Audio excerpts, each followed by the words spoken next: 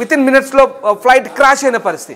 ఒకసారి ఆ దృశ్యాలు చూస్తే కనుక సయీద్ ఖచ్చితంగా ఏ ఒక్కరు కూడా అంబులెన్స్లు చేరుకున్నా ఇంకా ఇతరత్ర ఎమర్జెన్సీ టీమ్స్ చేరుకున్నా అందులో బతికే ఛాన్సే లేదన్నట్టుగా మనకు అర్థమవుతుంది. సయీద్ అయితే ఎస్ రామ్, అయితే మొత్తం మీద ఏటీసీకి ఇన్ఫార్మ్ చేసినటువంటి పరిస్థితి కనిపిస్తుంది. అయితే ఏటీసీ అంటే మేడే కాల్ చేశారు.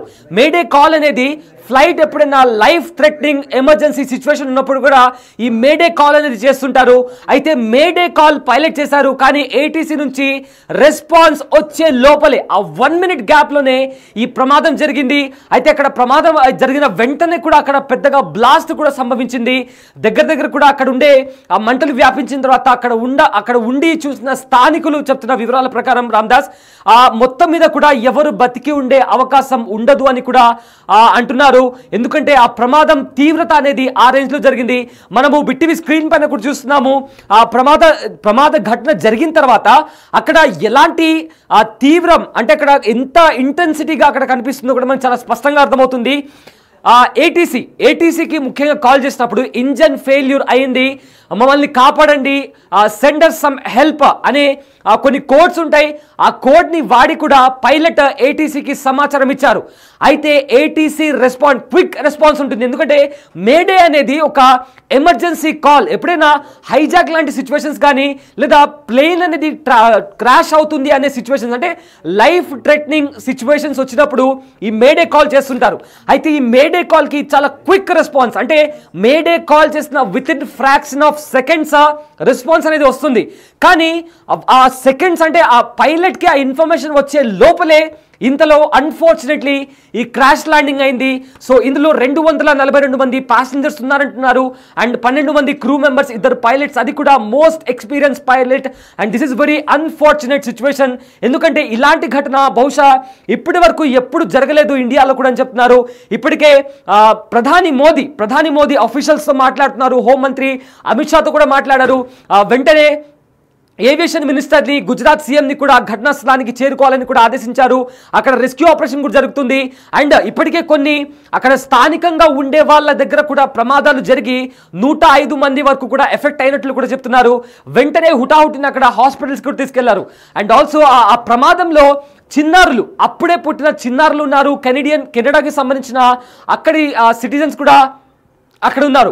సో మొత్తం మీద ఈ ఘటనకి సంబంధించి ఇప్పటికే ఇందాక నేను చెప్పినట్టు మేడే కాల్ అనేది చాలా ఇంపార్టెంట్ ఎమర్జెన్సీ కాల్.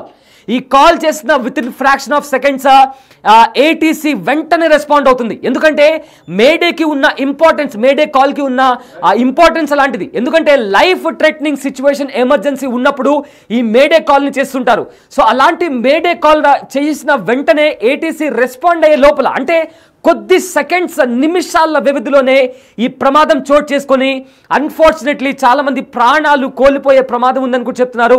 ఎందుకంటే అక్కడ జరిగిన సిచ్యువేషన్ మనం చూస్తుంటే ఒక వాల్కనో ఎరప్ట్ అయితే ఎలా అయితే మంటలు వ్యాపిస్తాయో ఆ రేంజ్లో అక్కడ మంటలు వ్యాపించాయి. అండ్ అక్కడ స్థానికంగా ఉండే వాళ్ళ మీద కూడా ఆ ఎఫెక్ట్ చూపించే ప్రమాదం కూడా ఉంది. అండ్ హుటాహుటిన అక్కడ రోడ్స్ అన్ని కూడా బ్లాక్ చేశారు. 117కి టేక్ ఆఫ్ అయిన తర్వాత అండ్ ఇంకా చాలా డీటెయిల్స్ వస్తున్నాయి. ఎస్ రామ్, కరెంట్ మనకు వస్తున్న అప్డేట్స్ ఏంటి రామ్? అండ్ ఏటీసీకి సంబంధించి, మేడేకి సంబంధించి వస్తున్న ఆ డీటెయిల్స్ ఏంటి? 625 ఫీట్ల ఎత్తులో ఈ ఫ్లైట్ అక్కడ నుంచి క్రాష్ అయినట్టుగా చెప్తున్న పరిస్థితి కనబడుతుంది. ఇక ఎయిర్ ఇండియా గ్రూప్ని ప్రస్తుతం టేకాఫ్ చేసినటువంటి టాటా గ్రూప్ ఏదైతే ఉందో వాళ్ళు స్పందించారు. వెంటనే టాటా గ్రూప్ కూడా సోషల్ మీడియాలో ఒక ట్విట్టర్లో స్పందించిన పరిస్థితి కనబడుతోంది. With profound sorrow I confirm that Air India flight 171 operating Ahmedabad London Gatwick was involved in a tragic accident today.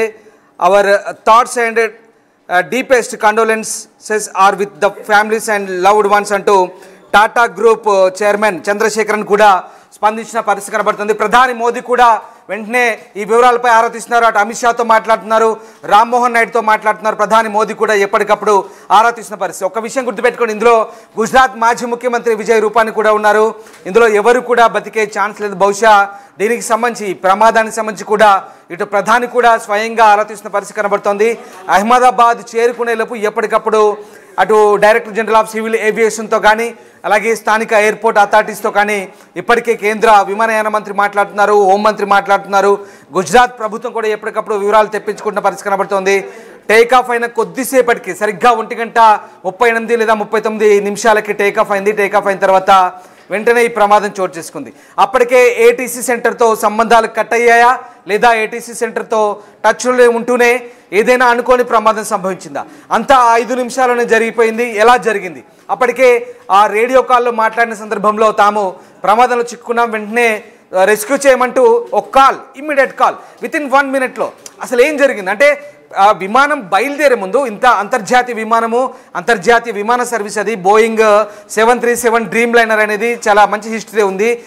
పైలట్లకు కూడా మంచి హిస్టరీ ఉంది. దాదాపు 100 గంటల్లో విమానాలు నడిపిన హిస్టరీ ఉంది. కానీ ఎలా అంటే విమానం బయలుదేరే ముందు ఇంజన్లు సరిగ్గా చెక్ చేసుకోలేదా, మెయింటెనెన్స్ చెక్ చేసుకోలేదా, లేదా ఫ్లైట్కి సంబంధించిన ఇతరత్ర కారణాలకు సంబంధించి ఏదైనా సాంకేతిక అంశాల పరంగా కూడా పూర్తిగా విమానాన్ని చెక్ చేసుకో. సాధారణంగా విమానాలు బయలుదేరే ముందు, అది కూడా ఇంటర్నేషనల్ ఫ్లైట్ అంతర్జాతీయ గమ్యస్థానాలకు వెళ్లే ముందు ఖచ్చితంగా దానికి సంబంధించినటువంటి పూర్తి సామర్థ్యాన్ని చెక్ చేసుకుంటారు. ఇంజన్లో లోపాలున్నాయా, సాంకేతిక కారణాల లోపాలున్నాయా, టర్బైన్లు సరిగ్గా ఉందా, లేదంటే క్రూ సరిగ్గా ఉందా, లేదంటే మిగతా అంశాల పరంగా కూడా నావిగేషన్ కరెక్ట్ ఉందా, ఇవన్నీ